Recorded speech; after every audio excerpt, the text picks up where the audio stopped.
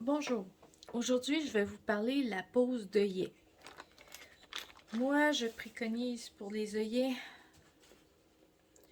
à deux morceaux, un morceau mâle et un morceau femelle, qu'on insère un dans l'autre et qu'on vient frapper avec la machine comme ça. Là, je veux pas la scraper, j'en ai pas une tonne.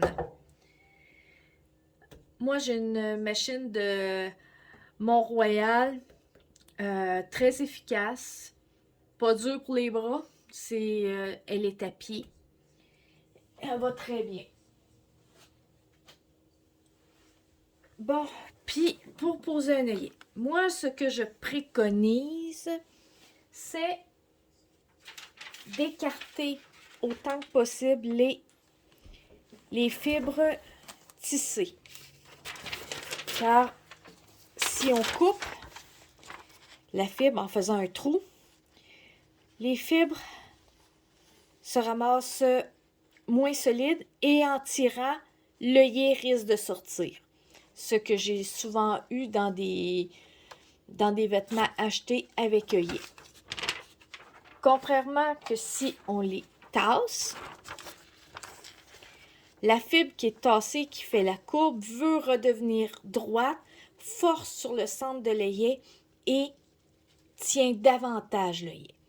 Et plus l'œillet, le rebord est large,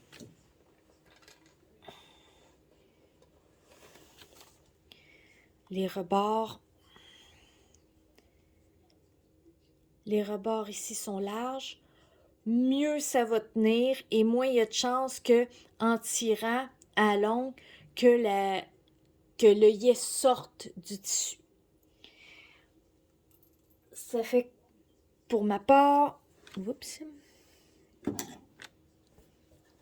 je tasse les fibres en premier avec un petit tournevis comme ça. C'est un tournevis étoile que j'utilise, puis je le ramène juste agrandir le trou. Et après ça, j'utilise celui-là qui est plus grand et que je rentre comme ceci. J'avoue que je l'ai déjà travaillé et il était prêt à rentrer.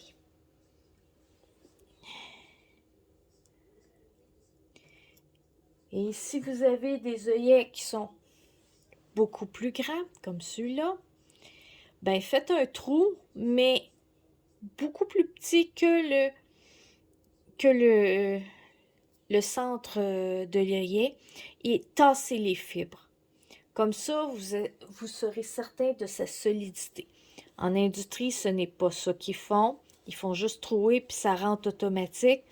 Mais ça arrive souvent que des morceaux ne fonctionnent. Veux-tu rentrer comme fou? Ah, 2 secondes. Et voilà, on va l'avoir.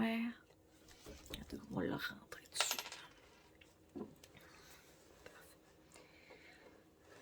C'est un peu plus de travail, mais ça vaut vraiment la peine.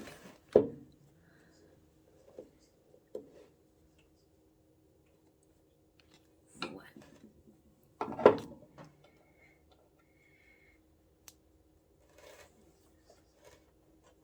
Comme ceci. Oups. Et voilà.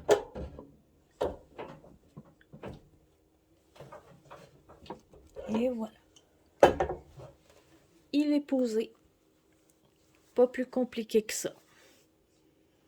Merci, à la prochaine!